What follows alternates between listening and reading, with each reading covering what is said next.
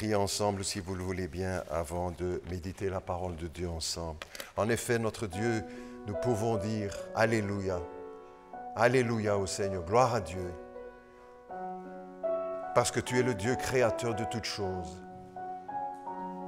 Et au travers de la création, nous voyons une partie de ta gloire, de ta grandeur, de ta puissance, de ton intelligence, de ta beauté. Merci parce que nous pouvons dire aussi Alléluia, parce que tu es notre Sauveur par Jésus-Christ. Et tu veux que tous les hommes soient sauvés et parviennent à la connaissance de la vérité. Père Céleste, qu'il y en ait encore beaucoup qui se tournent vers Jésus-Christ. Pas seulement qui viennent à l'église ou qui ont une religion, mais qui ont Jésus-Christ comme Sauveur.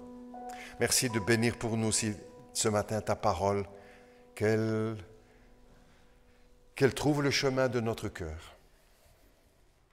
Pas seulement pour écouter, déjà très bien, mais pour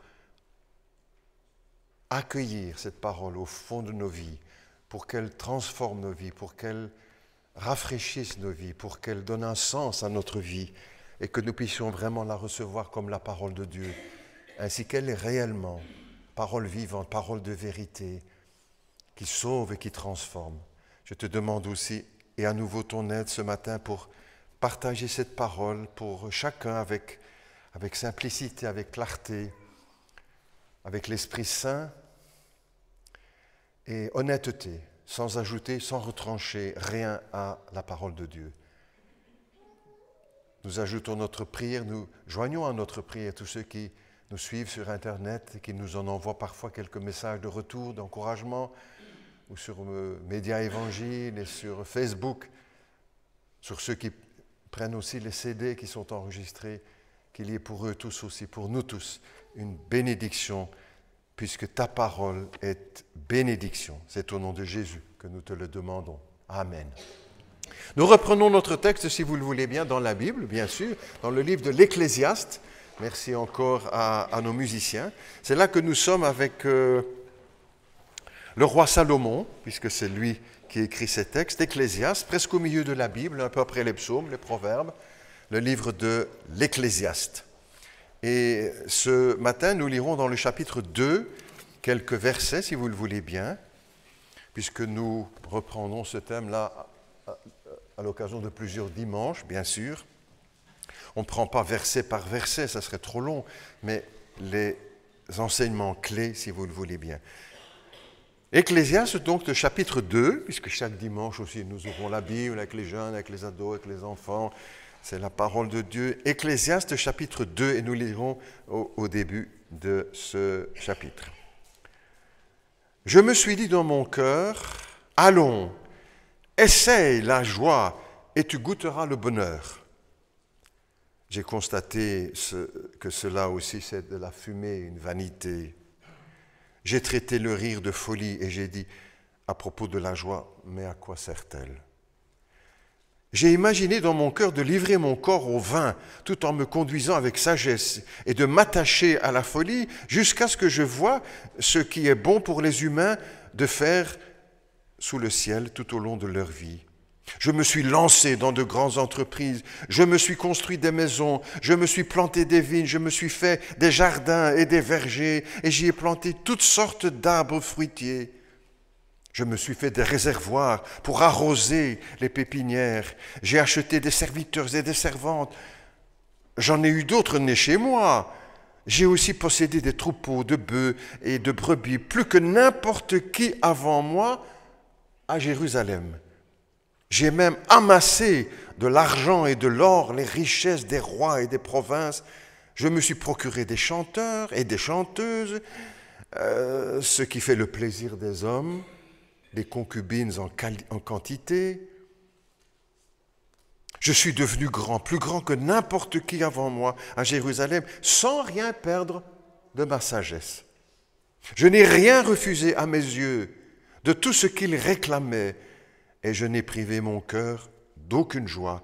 En effet, mon cœur était réjoui par tout mon travail, et c'est toute la part que j'en ai retirée. Et puis j'ai réfléchi à tout ce que mes mains avaient entrepris, à la peine que j'avais eue pour le faire, et j'ai constaté que tout n'est que fumée, vanité, et revient à la poursuite du vent. Il n'y a aucun avantage à retirer de ce qu'on fait sous le soleil. Jusque-là, le texte pour ce matin, si vous le voulez bien. Comme toute la Bible, bien sûr, le livre de l'Ecclésiaste aborde tous les sujets de la vie, pas seulement les questions religieuses. Et j'aime de le répéter, vous dites par cœur, vous le dites souvent, ça ne fait rien, je le répète. Pas seulement les questions religieuses. La Bible n'est d'ailleurs pas un livre de religion, c'est un livre de vie. Et tous ceux qui sont intéressés par la vie doivent s'attacher à ce texte, à cette parole. C'est une parole de vie, pour la vie, pour ceux qui vivent. Il aborde donc dans son livre, l'Ecclésiaste, dans sa réflexion, comme tous les textes de l'Écriture, il aborde la question de l'homme, qu'est-ce que l'être humain, homme-femme bien sûr, vous comprenez, sur la vie, se pose des questions sur la mort, sur l'au-delà, sur l'injustice, sur le plaisir, sur le bonheur, sur la sexualité, sur le travail, sur la science, sur la folie, sur la solitude, sur le péché, sur l'argent, sur la célébrité, la sagesse, la réussite, l'amour, la jeunesse, la vieillesse, le matérialisme, etc. Il regarde la vie comme vous, comme moi. Et c'est pour ça qu'il met beaucoup de choses dans la première personne. J'ai, comme nous. J'ai vu, j'ai entendu, j'ai réfléchi, j'ai. Nous devons reconnaître chacun, n'est-ce pas, qu'au travers de ce livre de l'Ecclésiaste, de toute la Bible, nous sommes au cœur de la vie.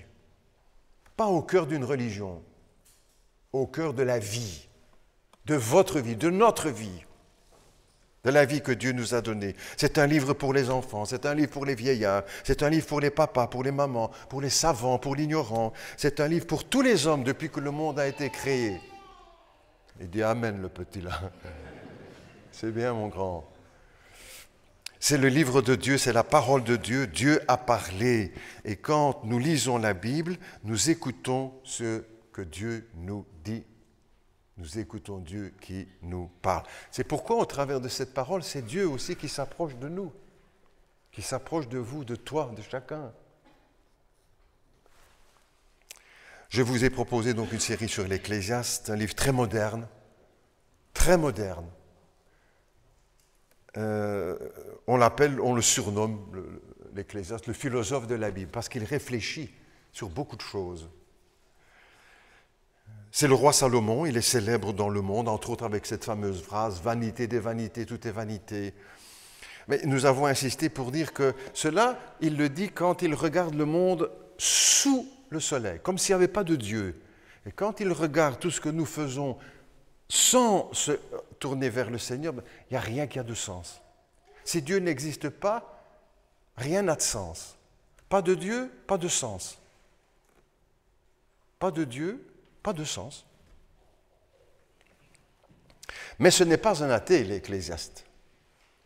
C'est comme s'il se force à réfléchir pour voir, mais ce n'est pas un athée. Il ne peut pas rester en dessous du soleil. Il crève le ciel, puisqu'il parle de Dieu. Et la conclusion de son livre, bien sûr, crains Dieu et respecte les commandements de Dieu, c'est ce que doit faire tout homme. C'est ça qu'a fait le choix que nous avons fait en tant que chrétiens. Nous avons choisi de faire confiance à Dieu et de ne pas regarder seulement sous le soleil, mais de lever les yeux aussi vers celui qui est au-delà du soleil. Et c'est pourquoi, pour le chrétien, alors, la vie a du sens, tout a du sens. Même les choses que nous ne comprenons pas.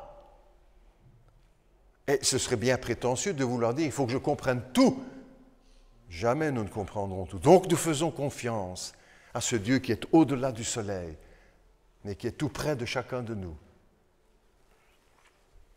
Ce n'est pas un athée, donc. Et quand il dit vanité des vanités, c'est le langage des athées. Plus rien n'a de sens pour eux, puisque tout se termine dans la tombe. Que j'ai fait le bien ou que j'ai fait le mal, j'aurai le même destin. Alors à quoi ça sert de faire le bien si la vie n'a pas de sens? Et si tous les hommes ont la même destinée? L'Ecclésiaste lui lève les yeux au-dessus du soleil. Alors les choses ont un sens. Entre autres, par la résurrection de Jésus-Christ. Parce que la mort n'est pas la fin de la vie.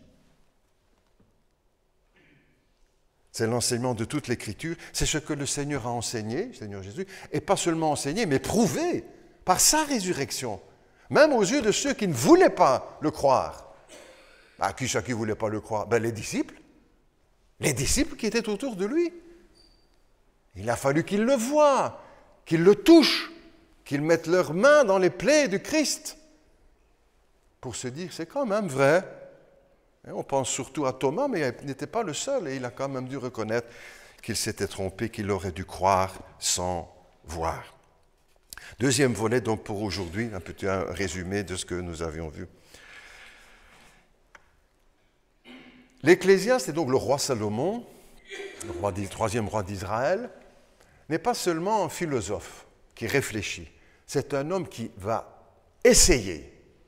Il va tout essayer dans la vie. Parfois, où la majorité des hommes, des êtres humains, hommes, femmes, disent, quand même, si on pouvait tout essayer, ça serait pas mal. Hein? Et même si on sait essayer qu'une petite partie, beaucoup se disent, c'est plutôt ce que je vais essayer de faire.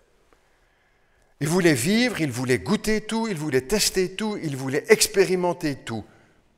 Je ne sais pas si vous avez entendu déjà la chanson de Yannick Noah, je ne sais pas si c'est une nouvelle chanson, enfin, « Laissez-nous essayer ». Ça, c'est un peu le langage des jeunes. Mais pas seulement des jeunes. Laissez-nous essayer. On n'a pas besoin de vos conseils. On va essayer tout pour se faire une idée. On ne veut plus écouter les conseils, les avis des autres, surtout pas des aînés, surtout pas des pasteurs. Mais quand même. On veut tout essayer, l'alcool, la drogue, la cigarette, la pornographie, la sexualité, hétéro ou homo, ou les deux, les jeux vidéo, on veut essayer les armes,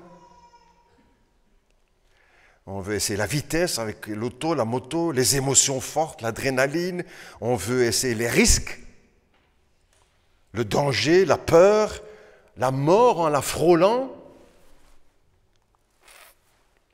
Et quand plusieurs ou beaucoup se sont mis à essayer, ils ont été pris dans un piège. Parce qu'après avoir essayé, ils ont été accrochés. Il paraît qu'on fait ça beaucoup avec les dealers de drogue. Ils donnent une dose gratuite. Et puis hop, les gens sont accrochés. Ils ont essayé. Rien qu'une fois. Il n'y a pas de danger. Et puis ils sont pris.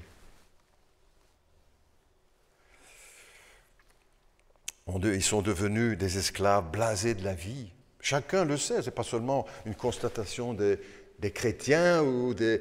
Non, on voit nos jeunes autour de nous, 12, 13, 14, 15 ans, ils sont déjà blasés de tout. Ils ne sont plus émerveillés devant rien. À 20 ans, ils n'ont plus de goût pour rien. Plus de respect pour rien et ni pour personne, et parfois même plus envie de vivre. Je vous ai parlé de Yannick Noah, je vous parle de Johnny Hallyday, vous avez entendu aussi, les pasteurs écoutent aussi la radio. Hein. Il a chanté, entre autres, à un certain moment, ou dit ça c'est dans une interview, « J'ai enfin envie de vivre ».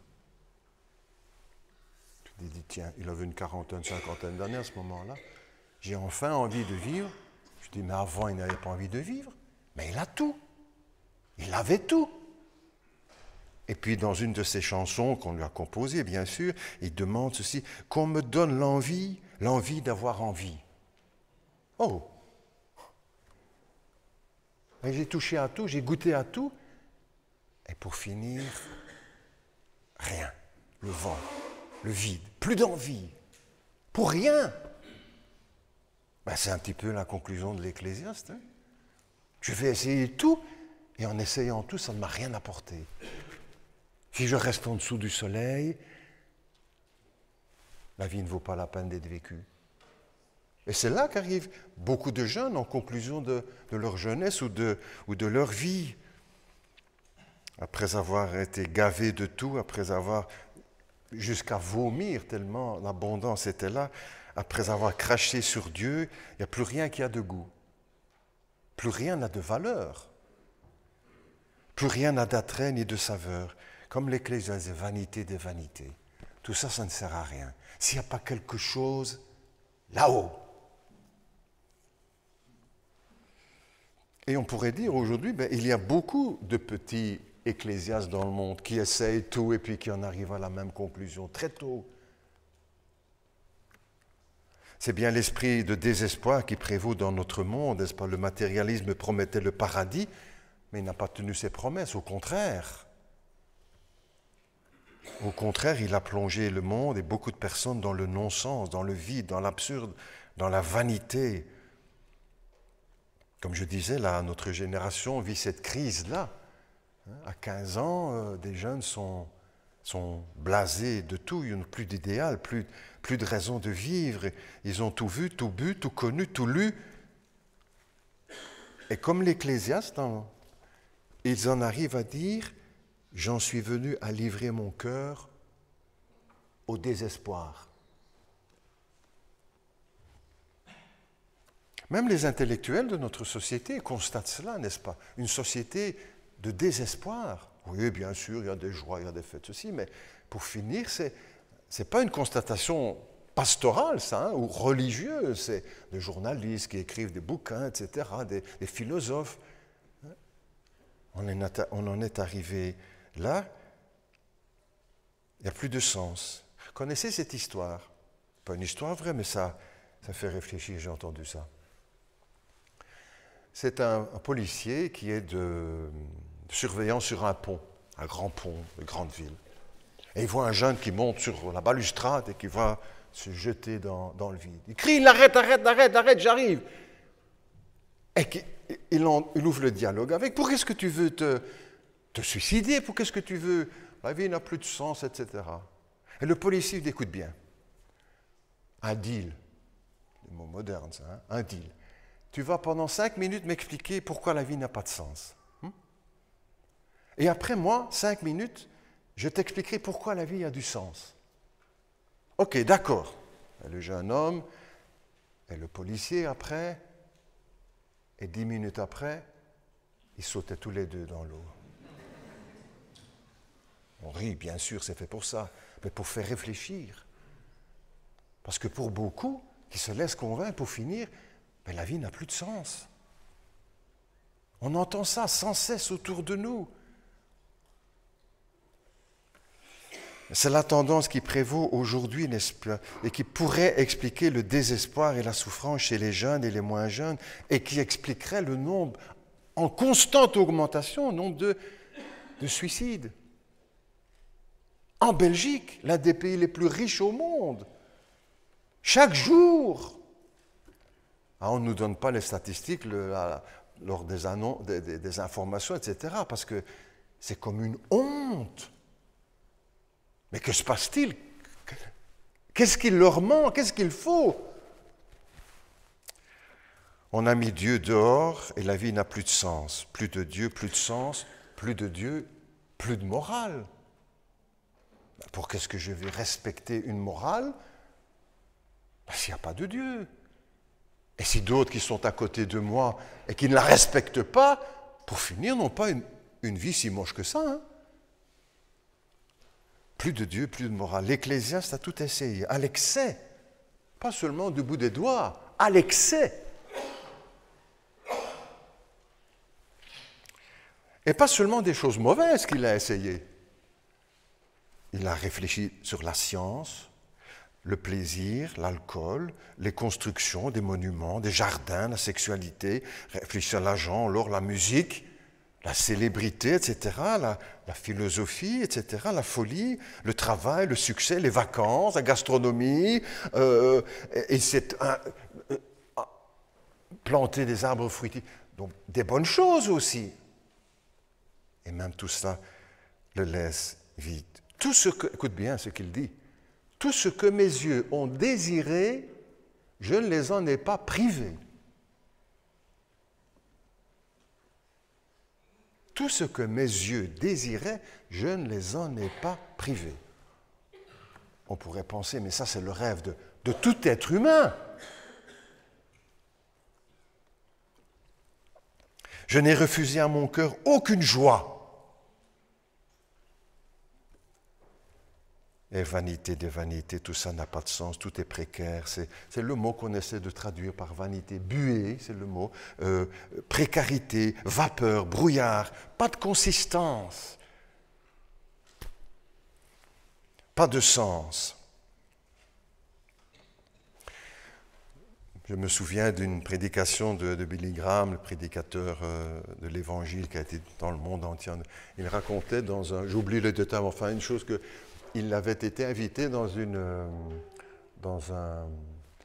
sur une île, enfin, il avait été prêcher l'Évangile, je ne sais plus les détails, bref, et l'homme le plus riche de l'île l'avait invité pour le repas, pour la soirée. Il est allé, etc., ils ont parlé, etc.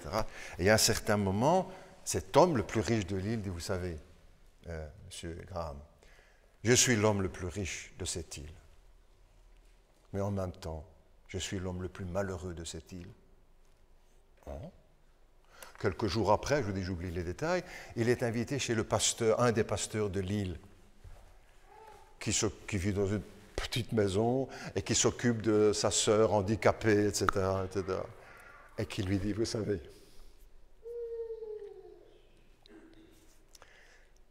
je suis l'homme le plus heureux dans cette île. Qu'est-ce qui pourrait nous rendre heureux? C'est la réflexion de l'Ecclésiaste, de l'Évangile.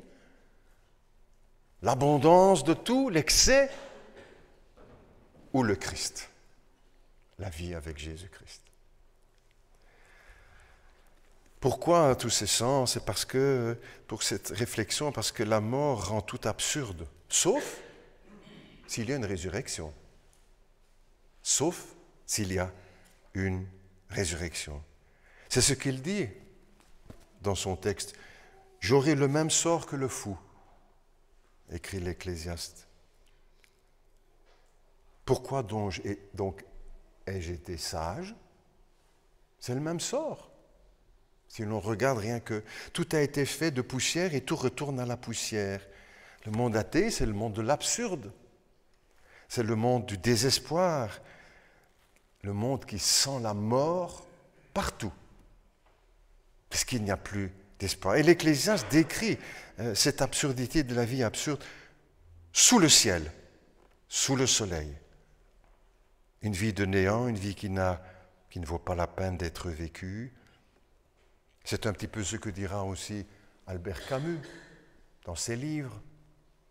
J'ai eu l'occasion peut-être de voir, peut-être comme vous, il y a quelques semaines ici, un reportage sur la vie d'Albert Camus. Le suicide, toujours là, tout près de sa vie, de ses pensées, de son épouse, qui fait 3 tentatives, elle. Ou encore le même cas avec Hemingway, le vieil homme et la mer, lui qui n'a pas seulement essayé, qui y est allé. Et c'est lui-même, Albert Camus, qui disait, entre autres dans ses ouvrages, la seule véritable question philosophique, c'est celle du suicide. Il dit, mais est-ce que c'est ça la réflexion de toute leur vie, de ces intellectuels qui rejettent Dieu?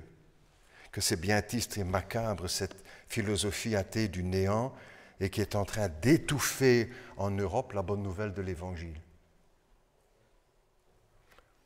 Comme l'Ecclésiaste, le roi Salomon n'est pas athée, mais il bute contre l'absurde, il revient sans cesse à Dieu, parce qu'il comprend que la vie, c'est un don de Dieu. Et il lit, quand nous lisons la conclusion de son livre, « Crains Dieu ». Il le dit, conclusion de ce que je dis, « Crains Dieu ». Et observe ce commandement, car c'est ce que doit faire tout homme. Non, le monde n'est pas absurde parce qu'il y a un Dieu de vie, que la mort n'est pas la fin de la vie et que Dieu appelle tout homme à vivre. Dieu veut que tous les hommes soient sauvés, parviennent à la connaissance de la vérité, que tout homme ait la vie éternelle. On dirait, mais alors pour qu'est-ce qu'ils ne sont pas tous... parce que beaucoup ne veulent pas. Parce que beaucoup n'en veulent pas. L'Ecclésiaste crie, non, non, non, je ne veux pas un monde sans Dieu, un monde sans espoir. Il crie ce que Jésus va en quelque sorte démontrer par sa vie, sa mort et sa résurrection. Oui, la vie a un sens. Même pour les choses que nous ne comprenons pas, les mystères, les choses qui nous choquent, qui nous attristent, les deuils. Tout prend un sens. Pas nécessairement toujours un sens joyeux, mais un sens.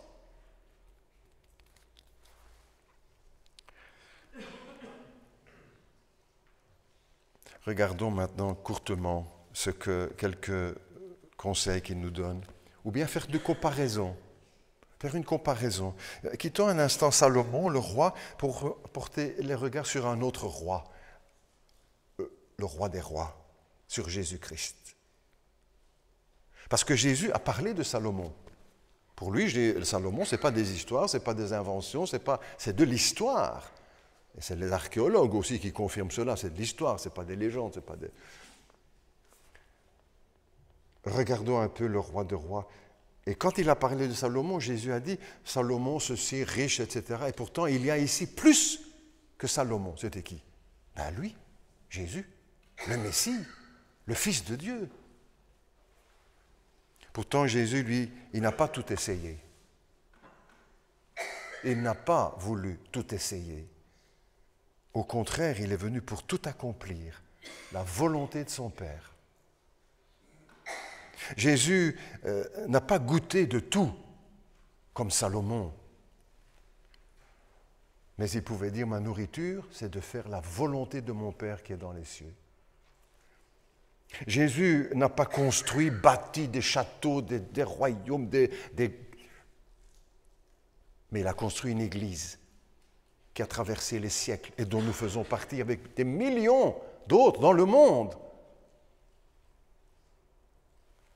Jésus n'est pas venu pour s'enrichir sur le dos des autres. Au contraire, il est venu enrichir l'humanité. Il est venu s'occuper du pauvre, du malade, de celui qu'on rejette. Jésus n'a pas cherché à être une star, une vedette. Au contraire, il se retirait dans les déserts pour prier. Jésus n'est pas venu avec une multitude de serviteurs et de servantes pour... Au contraire, il a dit lui-même, je suis venu non pas pour être servi, mais pour servir et donner ma vie en rançon. Quelle différence avec Salomon. Il n'était pas les poches remplies d'or et d'argent, comme Salomon, mais par contre, son cœur était rempli d'amour. Quelle différence. Quelqu'un dira, ça n'a pas dû être trop gai, ça. Et pour trop agréable. Et pourtant, Jésus a dit, ma joie est parfaite. Et si l'on regarde l'histoire, aucun personnage de l'histoire n'a paru autant accompli que Jésus-Christ. On regarde de notre personnage, Jean-Baptiste, qui ne vivait pas non plus dans les palais, mais dans les déserts, qui n'était pas vêtu comme Salomon, de fin lin, d'or, etc. Au contraire, avec une peau de chameau sur le dos, avec une ceinture en cuir, comme disent les Écritures. Il n'a pas goûté les mets délicieux que l'on servait à la table du roi Salomon. Lui, Jean-Baptiste, il se nourrissait de sauterelles et de miel sauvage. Et pourtant, il dit, cette joie que j'ai est parfaite. Pourquoi? Parce qu'il avait vu le Messie, Jésus-Christ, le Fils de Dieu. Celui qu'il avait annoncé en disant l'agneau de Dieu. Voici l'agneau de Dieu qui ôte le péché du monde. Un autre exemple, tout le contraire de Salomon, autant le Christ, autant Jean-Baptiste, l'apôtre Paul, dont on a lu le texte là tout à l'heure. Jamais d'or ni d'argent, de richesse comme Salomon, ce qui avait d'ailleurs bouleversé la reine de Séba quand elle était venue lui rendre visite. On a fait aussi des films là-dessus. Elle était émerveillée. C'est mieux que tout ce que j'avais entendu dire au sujet de Salomon et de ses richesses. L'apôtre Paul, tout le contraire. Pas d'argent. Il disait, j'ai appris à vivre dans l'abondance et dans la disette, à être rassasié et à avoir faim, à être content de l'état dans lequel je me trouve. Il n'a jamais été vécu dans les palais d'ivoire de Salomon. Il était en prison, lui, l'apôtre Paul. Beaucoup d'années de sa vie, il les a passées en prison à cause de sa foi. Et il finit sa vie en prison en disant « Christ est ma vie. Il est ma raison d'être. Pour moi, vivre, c'est Christ. Et nous avons tout pleinement en Christ. » Il terminera avec ces paroles « J'ai combattu le bon combat, désormais la couronne de la gloire m'est réservée. » Autrement dit, je ne regrette rien. Je ne regrette rien. Parce que Jésus a rempli ma vie. On connaît la chanson d'Édith Piaf « Non, je ne regrette rien ». Mais en confidence, dans ses biographies, on rapportait qu'elle a regretté beaucoup de choses. Qui nous attire dans ce que nous venons de citer? L'apôtre Paul, le Christ, Jean-Baptiste, Salomon. Qu'est-ce qui va nous attirer? Qui nous fait envie? Quelques mots encore de Salomon, inspiré par le Saint-Esprit, quand il dit « Jette ton pain à la surface des eaux, et avec le temps, tu le retrouveras. » Jette ton pain à la surface des eaux. C'est une invitation à la générosité, à ne pas garder tout pour soi. Tout ce qu'il y a de bon à faire, ça c'est l'enseignement aussi qu'il donne, la parole de Dieu, tout ce qu'il y a de bon à faire, fais-le. Faisons-le.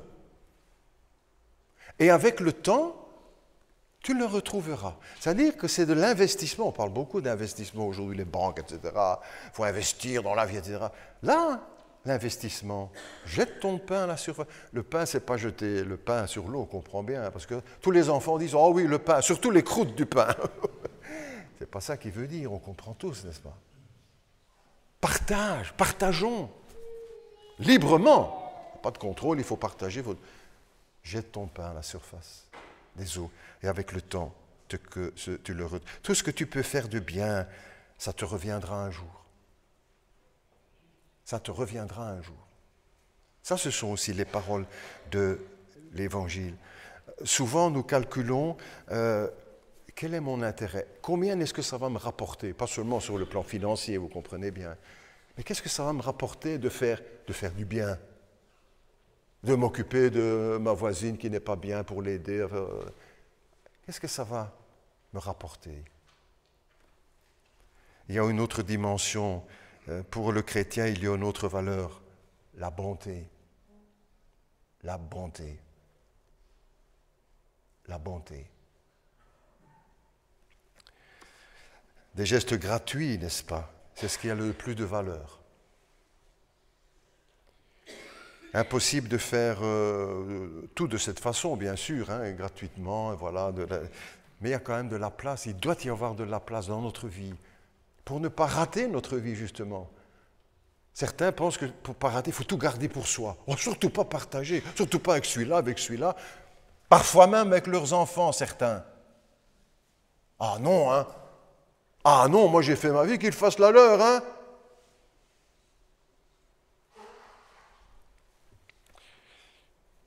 Il doit se trouver dans notre place quand nous sommes chrétiens, une place pour partager. Ce n'est pas une invitation au gaspillage, jette ton pain. Non, non, c'est une invitation au contraire au partage. Pas gaspillage, mais au partage.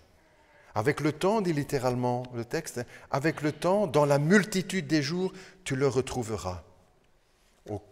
Le bien que nous faisons, ce que nous aurions, semble-t-il, perdu, en donnant, en partageant, en jetant, nous reviendra. Dès le matin, dit encore le texte un peu plus loin, dès le matin, sème ta semence et le soir, ne te lasse pas de reposer ta main, car tu ne sais pas ce qui réussira, ceci ou cela, et si l'un et l'autre sont également bons, qui observe le vent ne sèmera jamais. Ce n'est pas des conseils pour seulement les agriculteurs, mais pour nous tous aussi dans notre vie. Oh, ce n'est pas le moment. Non, non, on ne donne pas maintenant, on ne va pas...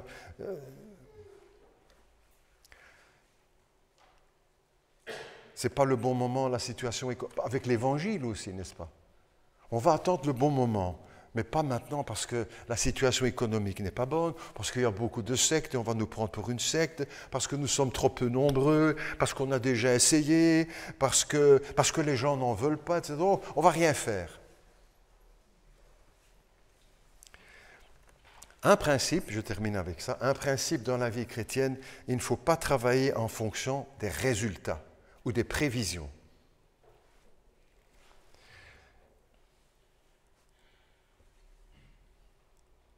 Quel est le résultat ou quel est le fruit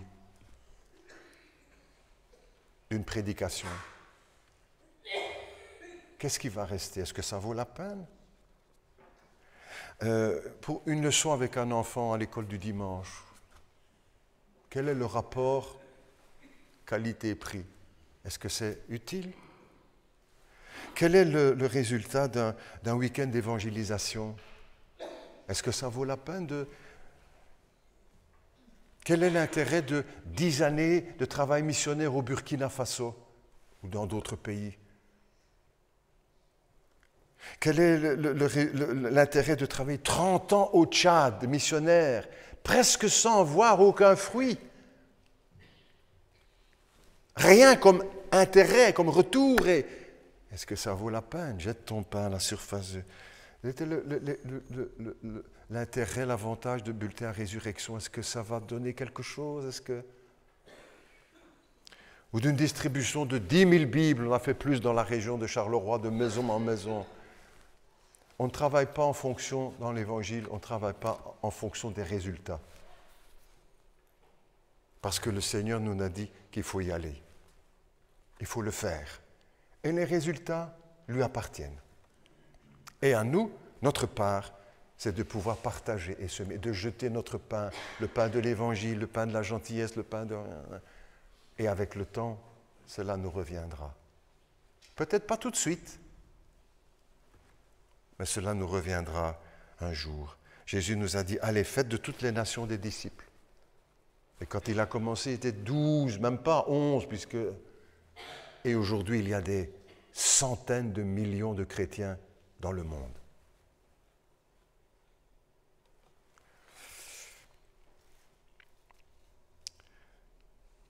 Si les prophètes avaient travaillé en fonction des résultats, ils auraient tous abandonné. Ils n'ont pas travaillé en fonction des résultats, mais de la fidélité au Seigneur. Et chacun de nous, c'est de cette façon aussi que nous devons agir. Nous prions ensemble. Notre Dieu, notre Père, merci pour ta parole. Merci pour ce qu'elle donne, pour ce qu'elle communique, pour tout ce que nous recevons de ta parole. C'est la vérité. Et personne mieux que toi ne nous connaît. C'est toi qui nous as créés, qui nous as façonnés. Chacun avec notre personnalité, avec notre caractère, nos qualités, nos défauts, et un cœur dans lequel tu veux toute la place. Nous prions, Père Céleste, pour te remercier pour tous ceux, toutes celles qui ont accueilli le Seigneur dans leur vie, dans leur cœur. Et nous prions aussi pour celui ou celle qui ne l'a pas encore fait, qui est parmi nous peut-être, ou qui suit le culte au travers des enregistrements et de Internet. Peut-être qui cherche, qui ne trouve pas, qui est au bord de l'absurde en trouvant que plus rien n'a de sens. Peut-être au bord de la catastrophe, Seigneur, qu'elle puisse venir à toi. Parce que c'est toi qui es la raison de vivre, notre raison de vivre, de tout homme. C'est là notre but, nous avons été créés pour toi et par toi. Père Céleste, nous te prions aussi pour tous ceux qui partagent cette foi, que nous puissions être généreux pour partager notre pain, pour jeter notre pain à la surface de l'eau, parce qu'avec le temps, nous le retrouverons pour nos enfants, pour nos petits-enfants, pour un voisin, pour nos parents, peut-être même pour un ennemi, pour un indifférent qui aide-nous à partager ce pain de vie, l'Évangile. Parce qu'un jour, cela nous reviendra. Et parce qu'un jour, tel ou tel ou tel ou tel viendra à Jésus-Christ. Et peut-être que ce matin, quelqu'un pourrait venir, pas aux protestants. Les protestants ne sauvent personne. On ne vient pas à une religion, on vient à une personne, à Jésus-Christ.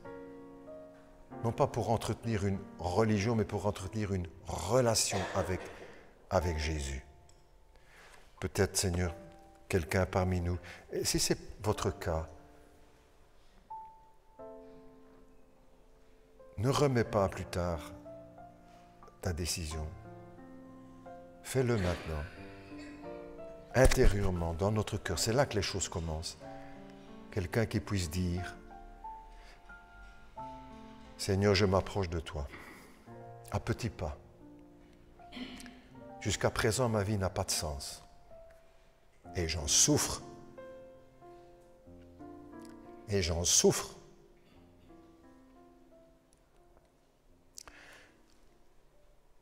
Je veux venir à toi ce matin, à Jésus-Christ, le Fils de Dieu, le Sauveur du monde. Je te demande pardon pour mes fautes, le mal que j'ai fait. Je n'ai jamais fait de prison, mais j'ai quand même des choses que je regrette dans ma vie. Je te demande pardon, je regrette, je me repens. Je dois passer par ce chemin. Je me repens. Mais je ne reste pas là à regretter, je veux venir à toi, à Jésus, à la vie, à celui qui a dit, le seul, toute l'histoire de l'humanité, qui a osé dire, je suis la vie. La vie, c'est moi. Je viens aujourd'hui. Je cesse de résister. Je viens à Jésus aujourd'hui. Je veux le recevoir dans ma vie comme mon Sauveur pour qu'il pardonne mes péchés et change ma vie pour qu'il soit ma raison d'être ici-bas et pour l'éternité. Je l'accueille dans ma vie aujourd'hui. Pas une religion, un Sauveur, Jésus-Christ. Je lui ouvre ma vie. Il m'accorde son pardon et sa grâce et la vie éternelle. Et à partir de ce jour, je vais vivre avec lui et pour lui, jusque dans l'éternité. Père Céleste, nous te prions pour que ton œuvre se fasse aussi dans les cœurs, que ce ne soit pas seulement des mots, des phrases, mais l'action de l'Esprit dans les cœurs. Et que personne n'endurcisse son cœur. Comme la parole de Dieu le dit aujourd'hui, si vous entendez la voix du Seigneur, n'endurcis pas ton cœur. Père Céleste, que ton œuvre se fasse en chacun de nous et que ce dimanche soit pour chacun de nous un grand jour. Au nom de Jésus, nous t'en prions. Amen.